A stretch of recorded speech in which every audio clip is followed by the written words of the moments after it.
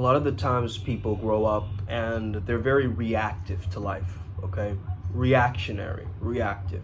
Either it's some kind of a trauma response or a learned response, it's a coping mechanism, it's an ego preservation strategy, whatever it is, right? It's just this jolt of impulse that takes over, wanting to react to something. Now, we've been trained in such a way by society that when someone calls your name, you turn around immediately. Okay? Can we take power over our own selves if our names are so easily called and we turn around, giving our attention freely? This is a question that's been going on in my mind, is what does newly awakened spirituality look like? Spirituality in the future, spirituality 2.0. Now, it is my belief that spirituality 2.0 is going to be authenticity. Because in the future, that's going to be a very rare substance, rare value, okay? Because everything's going to be artificial. If everything's going to be artificial, then it's going to take us a little bit of time to assess whether is this real or is this fake. So a little bit of reality that we bring to the artificiality is going to show us the human side in things. As humans, we have intelligence, higher intelligence, we have foresight, we have compassion, we have certain things that animals do not, and we must remind ourselves of these things. That's how we're truly going to progress forward. Duty is a progression forward, as Yogananda says. I heard this from AZD, my mentor, this morning. Well, it's night for them, right, in the US, but morning for me. And a neglect of duty is a source of evil, he says. And that evil can be avoided through wisdom. It's not knowledge and power, it's knowledge is power, right? You know how in Western society we segregate these two words, separate these two words, being and knowing. Beingness and knowingness are two different things. We think embodiment or learning or experience. No, knowing is the experience. And you've got to understand that in an Advaita or a non-dual perspective, they say that knowing is being. So what are some actual things that you can do that'll make you non-reactive? Number one, stop taking things so personally. Okay, when someone gives you an opinion of you or says something to you or tries to insult you, it has everything to do with them, not to do with you. But you choose to interpret that their storyline must intermesh with mine. And that's where the problem first of all starts. No, you're two different planets. You're two different beings. Two unique standpoints meeting in the middle. You gotta meet in the middle, okay? Neutral territory. You gotta meet in the middle. You gotta enter their world a little bit, they have to enter your world a little bit. That's communication. Right? You have to drop the mask, the social mask or the ego, in order to kind of get to that place where you're like, I trust them, I'm open, I'm being caring, I'm being, building rapport with them. And also I have respect for them. Another thing that AZD said, which kind of reminds me of like the whole Marie Kondo method of does this spark joy, right? You pick up an object and you ask yourself, does this spark joy? The same thing you can do with another human person, right? Does this person spark joy in me? But how is it gonna spark joy in you if you haven't decided how much you admire it, how much you appreciate that thing? Right? Like what if you gave more reverence to your clothing or to your material objects and you thanked it, or you sat and you thanked your organs, right? You thanked all your five senses and you started to embody gratitude rather than having some kind of a gratitude practice which becomes robotic and forced and, slightly manipulative, right? trying to, brainwash ourselves to be grateful. Whereas it's in our natural state of appreciation and understanding. Okay? So let's not try to hijack this thing. Let's actually live as it. If being and knowing are the same, I know about gratitude. I know the science of it and how it's almost like a scientific way of saying happiness. That's really what gratitude is. Once I understood that, now I'm not trying to be happy. As Yogananda said, God is never present in someone who is not happy. Okay? Become happy, God is present with you. Now this is very powerful as a statement, because this gives you the secret to remaining positive 24/7. Not that you want to be, not that you have to be, that you get to be. And that secret lies within understanding that you are one with whatever you're communicating with. That person is you. Everyone is you, a little piece of you. You're just communicating with that little piece of you in this other soul. So once spirituality enters the picture, you don't get the chaos of what the celebrities are going through right now. I mean, have you seen the dark shit in Hollywood that's happening right now? Okay? It's going to continue to happen, and it's going to get weirder and weirder as we go down this rabbit hole.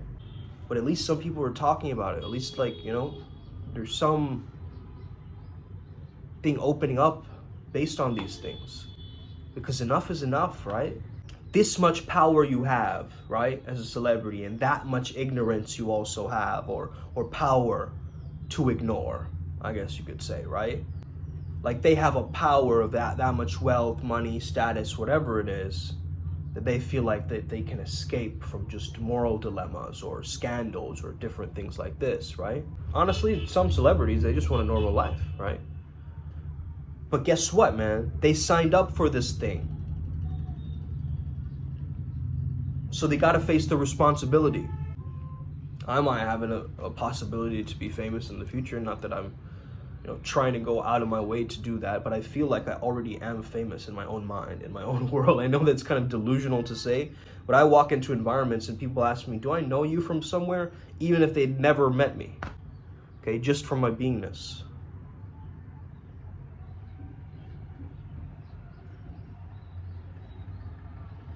This happened to me at the airport when I was going to Bali, okay? I let that guy follow my YouTube, by the way. I hope you're still watching my videos, brother. But, there's something to that understanding, right?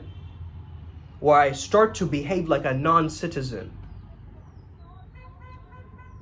There's this quality and aura that I hold that brings me to an elevated feeling. And nobody knows what that elevated feeling is because I'm living it in my imagination, in my own inner world. And it's so solid, my own internal world, that it pulls me through each experience.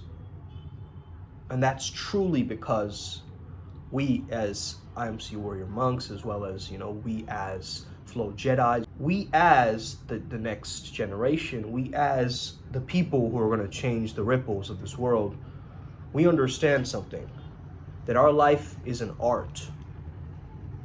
That our life is an art. Our life is an expression of who we are. And we're not going to stifle our expression or stifle our authenticity and trying to, just try to suppress it in order for approval or validation or selling our soul or whatever it is, right? We're not going to do that because we understand that we are one with the universe. You can't really sell your soul, okay? And this is coming from a magician. You can't really sell it. How can you sell something which is yours and one with you? Why is this island boy, going, I sold my soul, man? Why is he going like that? Okay? Fear breeds evil. Fear. If you're living in fear, if you're living in captivity, you're going to get more paranoid. You're going to get more fearful. I notice my yin and yang energy throughout my days, right? I know when I have to relax more, be more yin, restore, rejuvenate. And I know when I've got to be more yang or put in more action. Get going again. Let that momentum move forward. Okay? I know the difference in that. And that's the art form as well. When to begin and when to be young. It's like, you can't be young 24/7, bro. Okay? You need some moments of rest and yin. That's why we have a lockdown time, right? Where we go, okay, let's allow ourselves to actually rest. Let's give ourselves that space to rest after such a long day of serving the planet, right?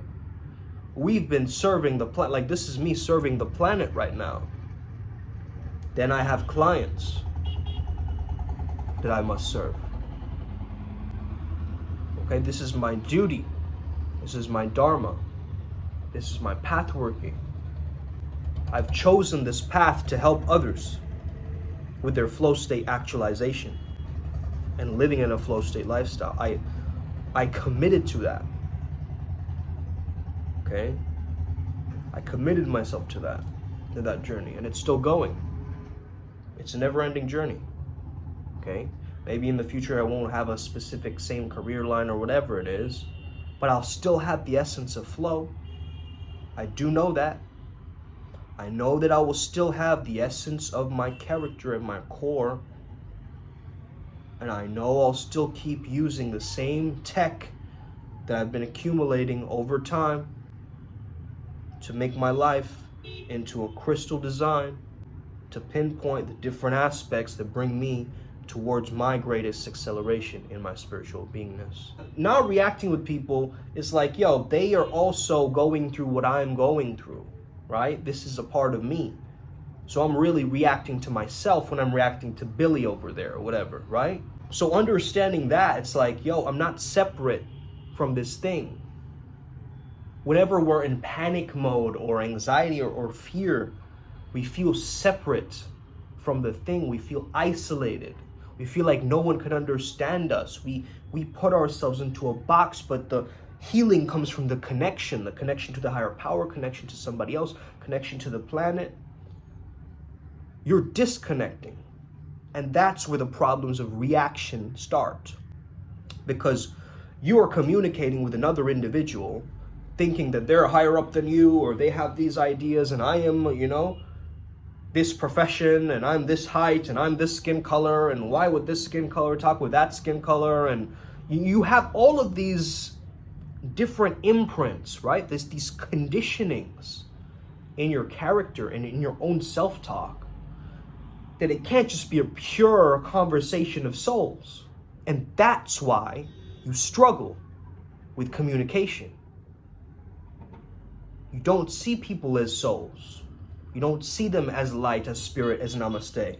You see them as a human, a completely flawed human that gets annoyed, that gets frustrated, that is hurt. Well, hurt people, okay? We can do everything that we can to help them, but how much are they willing to accept that help? There's some things that you can love from a distance too.